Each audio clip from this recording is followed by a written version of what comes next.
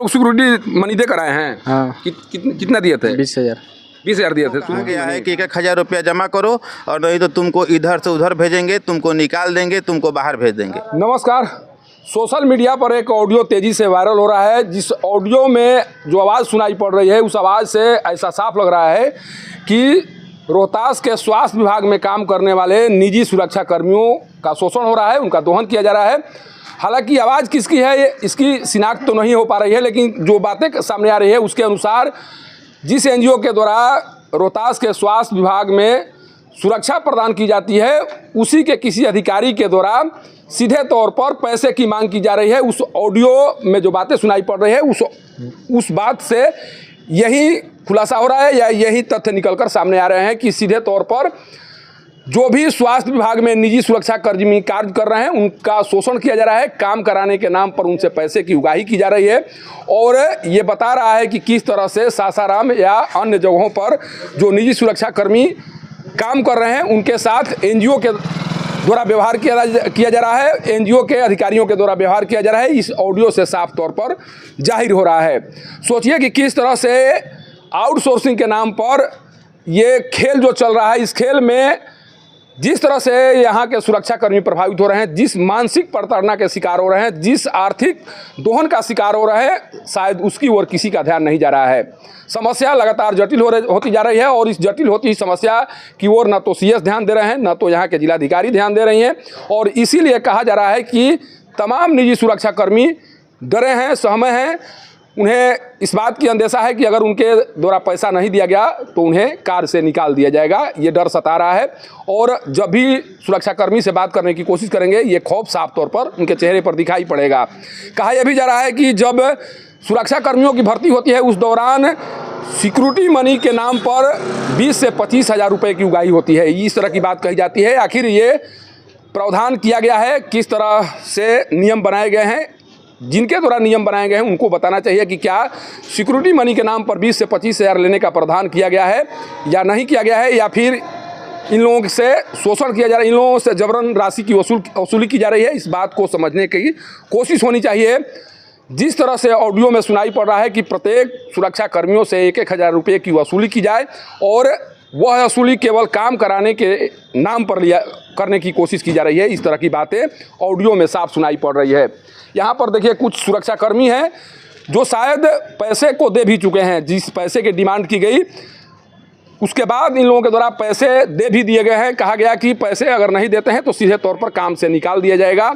अगर इस तरह से किसी एनजीओ के द्वारा कार्य किया जा रहा है तो फिर कैसे सुरक्षाकर्मी अपनी ड्यूटी को सही तरीके से निभा पाएंगे, किस तरह से इनके द्वारा कार्य किया जाएगा, ये समझने वाली बात है। लेकिन आज तक इस बात को क्यों कोई नहीं समझ पा रहा है, ये भी ताज्जुब करने वाली बात है। अभी खड़ा है क्या सुरक्षाकर्मी हैं? जी सर, जी मैं सुरक्षाकर्मी हूँ।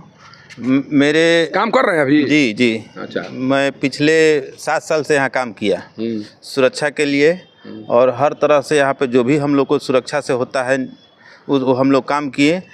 पिछले 23/12/2023 को हम लोग श्रम कार्यालय। बताइए कितना पैसा मिलता है सुरक्षा कर्मियों को? कितना दिया? 12,000 मिलता था। 7 साल हम लोग 6,000 रुपये पे खटे।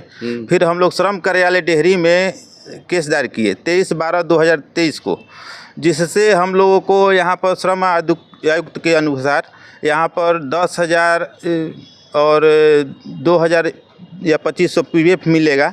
उसमें से भी आप लोगों को मिलता कितना है, हम ये जानना चाह रहे हैं। अभी कितना दिया जाता है? खाते में कितनी राशि भेजी जाती है? 9,800 रुपये इस महीने मिला है।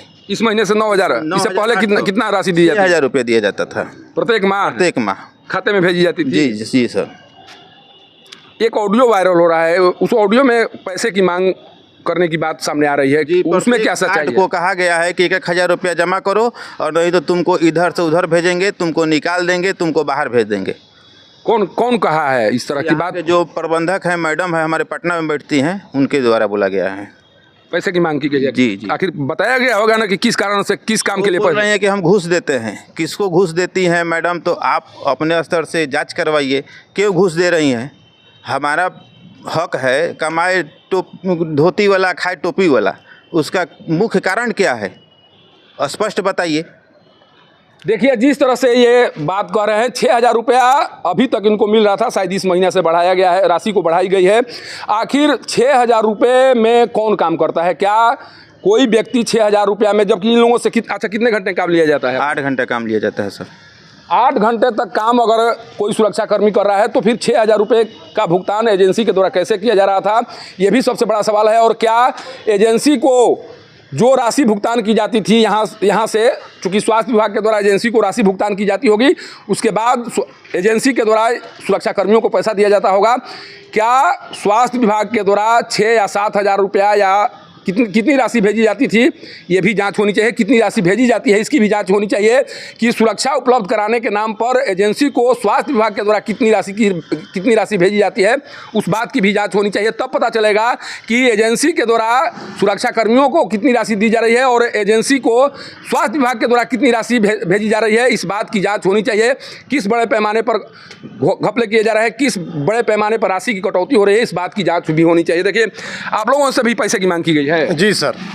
कितने राशि मांगी गई है? 1,000 रुपये दे दिए हैं आप लोग? जी सर। बताया गया है क्यों पैसा देना है? बोल रहे हैं कि हम लोग को बिल पास कराने के लिए घूस देना पड़ता है, अगर नहीं देंगे तो बिल आप लोगों का पास नहीं होगा, फिर आप लोगों का पेमेंट रुक जाएगा। कौन कौन बोलता है? सुपरवाइजर बोले हैं सर। सुपरवाइजर बोले हैं जी। अच्छा, एक बात कही जाती है कि सिक्योरिटी मनी भी लिया जाता है, सही बात है? अब जो सब सिविलियन भर्ती होकर आए हैं लोग बताएंगे, जो नए नए लड़के आए लोग बताएंगे कि हम लोग कितना दे गए। हम लोग तो नहीं दिए हैं साहब। आप लोग नहीं दिए हैं? जी। सिक्योरिटी मनी की बात जो आती है, आप लोग सिक्योरिटी मनी दे कर आए हैं? हाँ। कितना दिए थे? 20,000।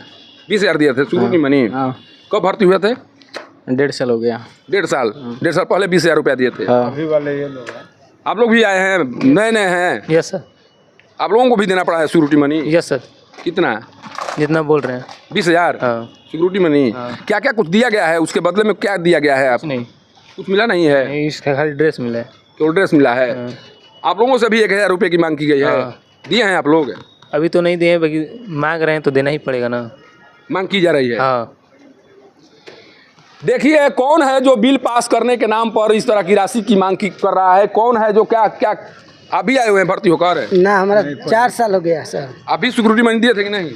दिए थे कुछ दिए थे। 10 आपसे भी पैसे की मांग की जा रही है? हाँ सर, दे दिए हैं। दे दिए हैं।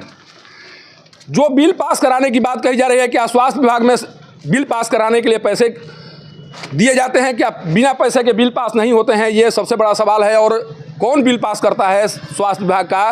कौन अधिकारी है जो पैसे लेकर बिल पास करता है? इस बात का भी खुलासा होना चाहिए। कारण कि जिस बिल को पास कराने के लिए 1,000 रुपये की मांग की जा रही है, बतौर प्रबंधक, जैसा कि कहा जा रहा है, जैसा बताया जा रहा है, जो ऑडियो में बातें सुनाई पड़ रही है, उसमें साफ कहा जा रहा है कि 1,000 रुपया प्रत्येक सुरक्षाकर्मी से मांग कीजिए, कारण कि काम कराने के लिए पैसे देने पड़ते हैं। तो आखिर कौन अधिकारी है स्वास्थ्य विभाग में जो इस तरह से पैसे की उगाही करवा रहा है या इस तरह से बिल पास कराने के नाम पर पैसा ले रहा है? इस बात की भी जांच होनी चाहिए। और सबसे बड़ी बात है कि इस बात की जांच होनी चाहिए कि स्वास्थ्य विभाग के द्वारा एनजीओ को कितने पैसे भेजे जाते हैं और एनजीओ के द्वारा गार्ड को कितना पैसा दिया जाता है, इस बात की जांच होनी चाहिए। कारण कि अगर 6,000 रुपया में कोई सुरक्षाकर्मी काम कर रहा है तो कैसे उसकी जीविका चल रही है, जबकि 8 घंटा वो ड्यूटी बजा रहा है।